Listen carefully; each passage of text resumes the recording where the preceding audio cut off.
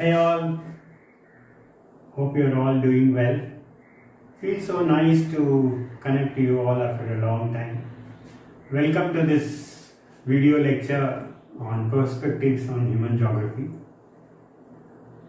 I'm not so much into this asynchronous way of delivering my lectures. I'm more of a conventional classroom type where we have an opportunity to interact with each other, see eye to eye, to ask questions, etc. This is part one of the introductory lecture on perspectives in human geography.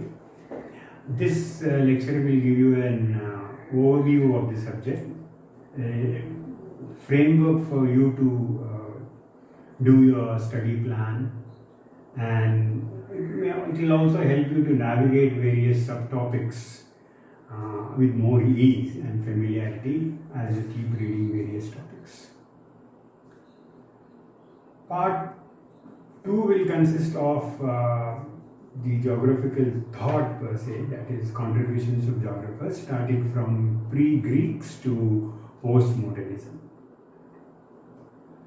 Though there have been quite a few number of books on this subject, like you have R.N. Dikshit, Sudipta Adhikari, Rana, and Majid Hussain.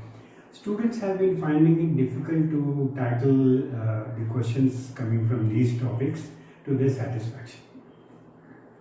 I know the last few years the number of questions also have increased and they have become more applied in nature, and students were finding it difficult to answer these questions. So it has become necessary to take a deeper dive into the granularity of the subject to tackle and do justice to your answers. In addition to the books which I have already stated, I suggest two more books as reference books for you all to go through. One is All Possible Worlds by Jeffrey J. Martin, a history of geographical ideas. It's a book which costs around 8,000 rupees. It's a very good reference book. Wherever required, I have given or I have quoted from this book in the part 2 of our video lecture. And the other book in the Indian context is Uprooting the Geographical Thought by Rana P. Singh. So in the Indian context, this is a very good book. I know reading the textbooks is out of fashion nowadays. I can see you can imagine a wry smile on your faces. But please be advised that as far as this topic is concerned, self-regulated learning adds value and it is much more rewarding. So I encourage you all to believe in yourself, as I always tell you in our classes too. And do not compromise your potential and capabilities by reading street notes or unpublished literature. So just stick to your textbooks. Please read the textbooks. As far as the syllabus is concerned, though the prescribed syllabus does not indicate geographical thought or the contribution of various geographers, it only it's more oriented towards the approaches and methods. If you want to understand the subject in its deeper realms, you should be well prepared to tackle any question. You have no other option but to explore the historical narrative along with the chronology of development of ideas. And you may be asking, when it's not even given in the syllabus, why should you go through the chronology of development of ideas? So I'll tell you why.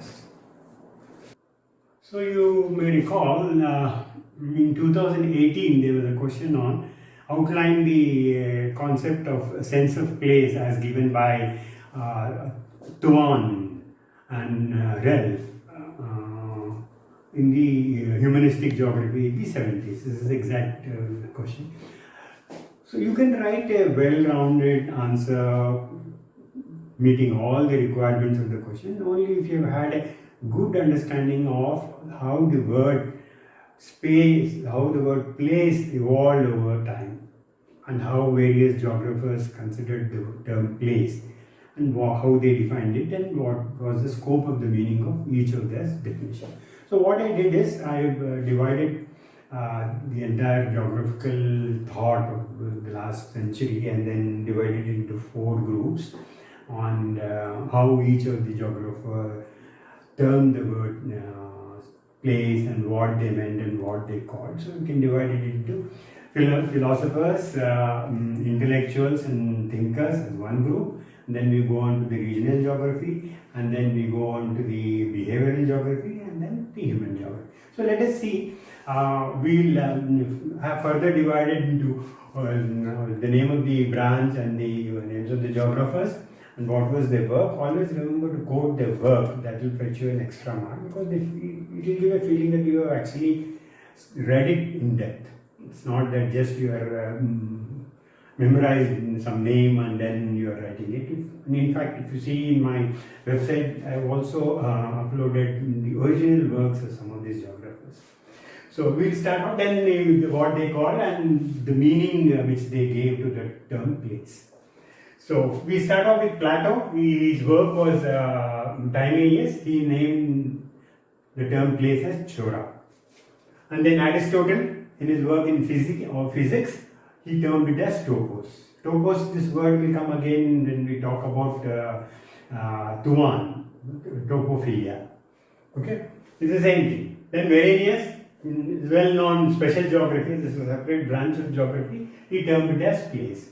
Wherein he said, he gave the meaning that place is nothing but a description based on his direct observation. And then Kant, his critics of pure reason, that is well known. He viewed the term place as a mental construct. Place as a part of space, like basically coordinating various things and events. So this is what these 4 philosophers have said about place. So that you mentioned. Then we come to the regional geography, one of the most important developments in geographical thought. So we had all of you are well aware about most of these regional geographers. Alfred Hettner in his chorology, he said place is just a segment or a part of a region. Similarly, Vidal Blas, in fact, Vidal Blas took this place as such a fundamental concept that he said geography itself is nothing but science of places. But we all know about his work on possibilism. So then after Vidal Blas, you go to Richard Hartshorne, whose well-known areal differentiation is also part of the region, place as a part of a region. Then you can also quote Richthofen and Rassel, as the German geographers, how they consider place as a part of region. Then we come to the behavioral geography. Behavioral geography, we have 3 very important geographers, Robert Cates, Keith Kirk and Peter Gord.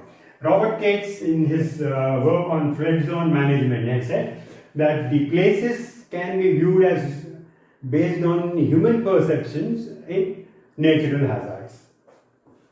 Similarly, Kirk gave the first behavioral model. In his behavioral model, he said the same information in a place can be viewed differently by different people.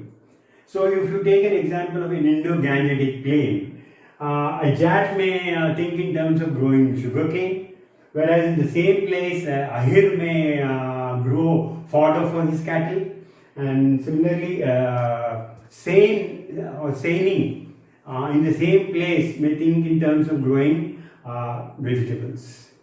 So we clearly see it's all how a man perceives that same place based on his own past experiences and skills. And then we come to Peter Gord. Peter Gord said again, he developed the concept of mental maps, wherein he synchronized information as well as interpretation of a place. So he not only perceives based on the information, but also after perceiving also he may have different interpretations to the same place. So that is how he developed it. So in behavioral geography we have Robert Cates, Kirk and Peter Gord. Now we come to the humanistic geography, which is the heart of the question, wherein you are asked to outline what basically Yves Thuan and Edward Ralph had said. Tuan had two very important works. One was the very important, well-quoted work of Progress in Human Geography. Here he termed or viewed places in two different ways. One was as a public symbol, the other was as fields of scale. Public symbols are well-known places like the monument or the museums and all that, where a lot of importance is already attached. The other is fields of care. These are not as well known or significant places. It could be a neighborhood, it could be a tavern. That is based on a man's own practices or his own love for that place. But they need not be very popular or well known. And then, of course, you all know about the word tofophila. Basically, tofo is place, phila is love, so basically it means love of place. And you may have, going on a long drive, seen cars having stickers at the back, saying, I love Amritsar or I love Chandigarh. So basically, the person is trying to convey a significant experience of that place, because he attaches as a collective memory of that place for variety of reasons. So basically it is love of that place. Now we come to Edward Ralph. His very famous work was that place and placelessness. So he refers to place as the significance of a place gathers its momentum only when people attach kind of meanings to it based on their own experiences. And he saw place as a part of insideness and outsideness. So we now go, I think you have also heard the term geosophy way back in 1947 when Richard Wright gave it. Where the geosophy is nothing but, it's not just geographers' point of view, but point of view of say like farmers, fishermen, where he included everyone. So the way place was defined in humanistic geography is little akin to this word geosophy. Now we come to another two very important geography contributors in the 80s.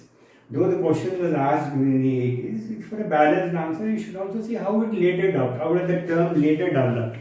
So you come to Fred. Fred in 1983, in his work, Behavior and Location, he said how everyday practices in place give a felt sense of the quality of that place. Say, for example, you are in a township. Say, people in a naval township, or you're in some different township, or maybe steel plant. People have a set of practices. They do their morning yoga, and they go to they play tennis in the evening, and then they go to the club. So they define the quality of their place and their quality of life based on their daily practices. So they think for them the world is their own township. For them that is it. So they don't much see beyond it. When they go out, they feel also a little uncomfortable because they are missing their daily practices. So this is a very important concept which later on evolved, and based on the practices you develop and view the place in terms of your quality of life. The other very important geographers who contributed to the term place is Datel and Dingyman. They wrote a book called Environmental Perceptions, The Sense of Place. And this was very well being discussed during the late 2015-16, and probably because of this also this question could have come. So Datel and Dingyman consider place as a complex bundle of meanings, symbols and qualities a man attaches to a particular place at a particular time. So this is also a very earth-making, very important definition, which says that place is not as simply a physical construct or a mental frame or your perception, but it's a complex bundle. It includes what? Symbols, qualities, and the way man attaches meanings to it. So this is how you broadly discuss about how the term place evolved over time based on how geographers perceived it. So this is how, as a part of how such a concept has developed over the course of human history. So the way human geography evolved over time is indispensable to us. I don't want to suggest that there is a clear linear sequence of different ways of thinking in human geography, but they are important connects. A semblance of resistance to a dominant concept at a particular time form the foundation of emerging new concepts and paradigms.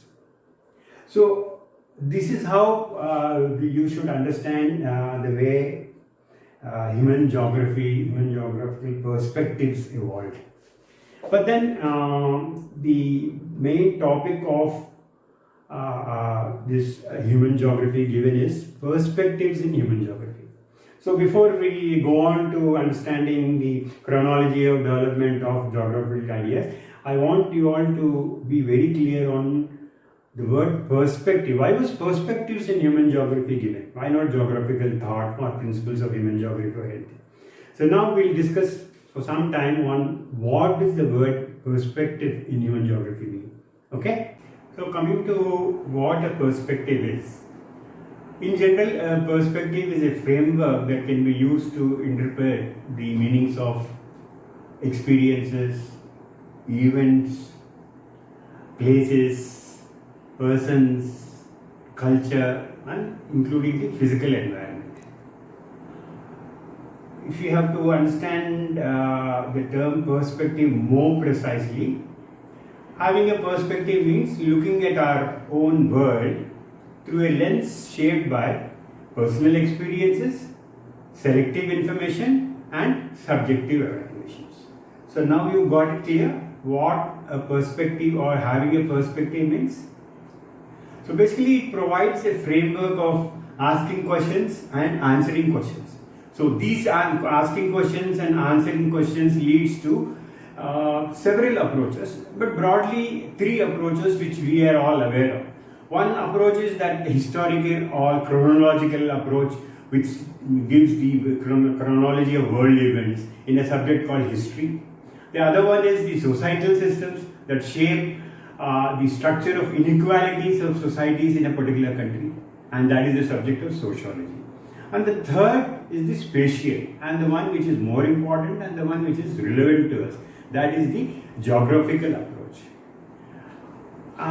Geographers may disagree and have arguments, debates on many topics, but one thing that they all converge on and agree on and are all on the same page is the spatial approach. However they may look at any concept or any paradigm, they always agree on one aspect, that is the spatial phenomena, spatial approach. The geography has a variety of spatial phenomena, as you all know, but again broadly it can be divided into three branches. One is the physical geography, where you see the landforms, landscapes, and all the earth movements, epiorogeny, orogeny, and all that. And then you have the human geography, where man and his interaction and relationship with the environment. And the third and more equally important one is the regional geography, which takes a holistic view of both the physical and the human aspects. So in essence, the perspectives of geography involves the combination of all the three. But perspectives in the human geography traditionally have been and continue to be primarily approached from a historical perspective. So in essence, the perspectives in human geography is, in other words, geographical thought. The history of geography can be viewed as one long performative struggle, complex making and breaking of ideas, twists in epistemic curiosities, contingencies of historical trajectories, and then stresses, strains of institutional architectures, imposing in the end collectively a coherent geography with the collective memory and giving an identity. So historical geography thus has a major role in remaking and reawakening the subject's historical consciousness and injecting new life into the study of its narrative. Okay, historical geography today has come of age. This is a superlative piece of intellectual curiosity that no geographer wanting to orient himself to the realm of discipline can afford to do without. It provides a compelling and a subtle narrative of key intellectual shifts shaping the contemporary geography. And coming to geographers appear to live in a world characterized by a group of people plowing their own theoretical furrows, leading to scholarly debates that feint and parry their way into some imagined dominance of the profession that provides its most valuable and transferable lessons. Next.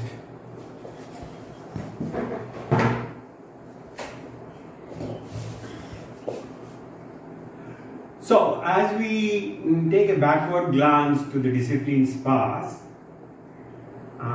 let us look at it not as a Whiggish explanation of how things came to be as they are now, but as something which functions as a whetstone against which students' critical thinking is honed to understand the way human geography continued flowering with its vitality broadening the canvas of geographical horizons. As you will see over the course of the journey, as we move from one period to the other, the last century, I will talk in part 2 of this lecture. Geography as a discipline has become a magpie kind of a thing, involving the spheres of economics, sociology, and cultural theories, and all other disciplines. But in spite of this culmination of so many different subjects, it stood its way and it stood out and with an identity as a specific discipline. So guys, thanks for your attention. I hope you all enjoyed as much as I enjoyed talking to you. We will continue our conversation and catch up on contributions of each of the geographers in part 2 of the video lecture. Stay home, stay safe, study well. Bye.